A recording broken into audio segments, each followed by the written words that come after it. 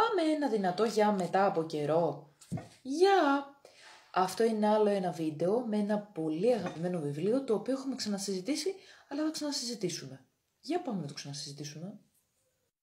Για πάμε να κάνουμε ένα γρήγορο τεστάκι. Δεν θα σας δείξω τον συγγραφέα και τον τίτλο του βιβλίου, θα σας δείξω όμως το εξώφυλλο. Θυμηθήκατε? Θυμηθήκατε για ποιο βιβλίο πρόκειται? Ναι, το βρήκατε. Είναι η μοναχοκόρη, της Γκουανταλούπε Νέτελ.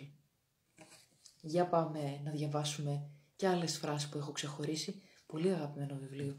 Αν σκέφτεστε, δεν έχετε χρόνο και σκέφτεστε να διαβάσετε ένα βιβλίο αυτό το καλοκαίρι, διαλέξτε αυτό.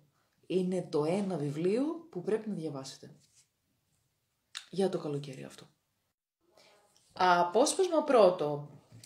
Οι άνθρωποι και τα ζώα μοιάζουμε σε πολλά πράγματα, σε πολύ περισσότερα από όσα είμαστε διατεθειμένοι να παραδεχτούμε. Υπάρχουν όμως άλλα στα οποία τα είδη μας δεν συμπίπτουν. Ο τρόπος που αντιμετωπίζουμε τη μητρότητα είναι ένα από αυτά. Από την άλλη πλευρά, αναρωτιέμαι πόσες μάνες θα καταβρόχθιζαν τα άρρωστα παιδιά τους έτσι απλά, αν δεν τους απαγόρευε ο νόμος.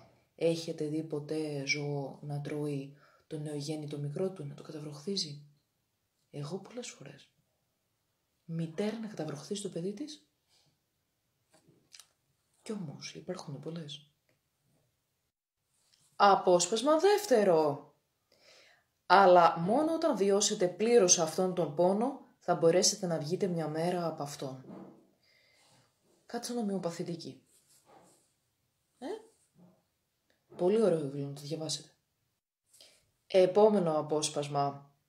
Υπάρχουν άνθρωποι πολύ πιο ξύπνοι τη νύχτα, λες και με τη δύση του ηλίου αναδύεται η αληθινή τους προσωπικότητα. Ίσως και η Ντόρις να ήταν νυκτόβιο πτηνό, χωρίς να το γνωρίζει ή πιθανώς αυτές τις ώρες που οι μητρικές της υποχρεώσεις είχαν τελειώσει, να μπορούσε να είναι ο εαυτός της. Απόσπασμα τέταρτο.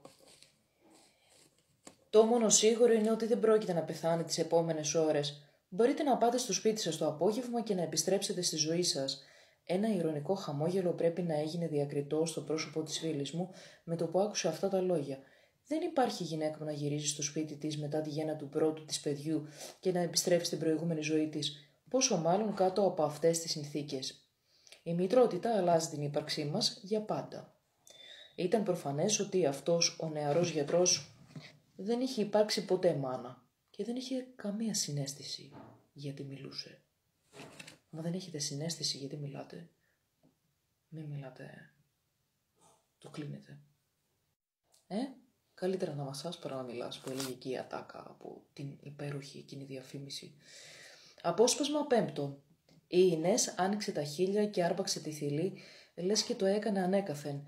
Μόλις ένιωσε το ρούφιγμα, η Αλίνα αισθάνθηκε τον κόσμο να γυρίζει. Ήθελε να σηκωθεί και να το βάλει στα πόδια, αλλά δεν είχε δυνάμεις ούτε καν για να διαμαρτυρηθεί ή να διώξει το μωρό από πάνω της. Το πάτωμα ήταν ένα τεράστιο στόμιο, έτοιμο να την καταβροχθήσει. Απόσπασμα έκτο. Καλύτερα να ζει κανείς στο παρόν. Μη σκέφτεστε τι θα γίνει, ούτε καν μια εβδομάδα αργότερα. Ούτε καν ένα λεπτό μετά. Έβδομο απόσπασμα, πολύ όμορφο. Δεν δείχνει άρρωστη, είπα. Η γιατρός διαβεβαιώνει ότι αυτό το κορίτσι, εκτός από το ότι είναι υγιές, έχει αποφασίσει να ζήσει. Επειδή δεν διαβάζει ακόμα εφημερίδες, όταν δει σε τι κατάσταση είναι ο κόσμος, θα αλλάξει γνώμη. Το χιούμορ των δύσκολων στιγμών. Απόσπασμα 8. Δεν είναι παράξενο. Γιατί να θέλει να ζήσει κάποιος που δεν έχει ξαναζήσει? Μα γι' αυτό ακριβώς, επειδή δεν έχει ξαναζήσει. Απόσπασμα 9. Θυμήθηκα κάτι που είχα διαβάσει πολλά χρόνια πριν στα βιβλία του Βουδισμού που είχα αγοράσει κατά το τελευταίο μου ταξίδι στο Νεπάλ. Σύμφωνα με τους συγγραφείς, οι οποίοι είχαν γεννηθεί πολλούς αιώνες πριν, από την Ινές και από εμάς, η επιθυμία είναι το πιο χαρακτηριστικό συναίσθημα του είδους μας και είναι η επιθυμία αυτή που μας κάνει να μετενσαρκωνόμαστε ως άνθρωποι. Εδώ ταιριάζει λίγο το «δεν υπάρχει δεν μπορώ», «υπάρχει δεν θέλω». Απόσπασμα 10. Οι βουδιστές, οι οποίοι είναι πάντα πολύ επιφυλακτικοί όταν μιλούν για θέματα όπως η προέλευση της ζωής ή του σύμπαντος, τα οποία προκαλούν αιμονές σε άλλες θρησκείες και για τα οποία στην πραγματικότητα κανείς δεν ξέρει τίποτα, διαβεβαιώνουν απολύτως πεπισμένοι ότι η συνείδηση δεν εξαρτάται από το σώμα. Το συζητήσουμε λίγο αυτό. Δηλαδή αυτό σημαίνει ότι αν έχεις καθαρή τη συνείδησή σου, δεν είναι απόλυτα καθαρό και το σώμα σου. Και αν είναι απόλυτα καθαρό το σώμα σου, αυτό δεν σημαίνει ότι είναι και απόλυτα καθαρή η συνείδησή σου. Μα πώς γίνεται αυτό? Να είναι απόλυτος πεπισμένοι οι βουδιστές ότι η συνείδηση δεν έχει καμία σχέση με το σώμα. Η συνείδηση δεν είναι μέρος της ψύχης. Ας μην χρονοτριβούμε άλλο. Πάρτε να διαβάσετε αυτό το βιβλίο. Είναι καταπληκτικό. Αυτό το μοναχόπουλάκι, το υπέροχο μοναχόπουλάκι μέσα στα χέρια της θετής μανούλας του, δικαιολογεί απόλυτα το περιεχόμενο του βιβλίου, όπως και το περιεχόμενο δικαιολογεί το εξώφυλλο και τον τίτλο και το αντίστροφο. Φιλιά πολλά. Καληνύχτα. Μην το ξεχάσω, συγγνώμη, είναι των εκδόσεων Ίκαρος το βιβλίο αυτό.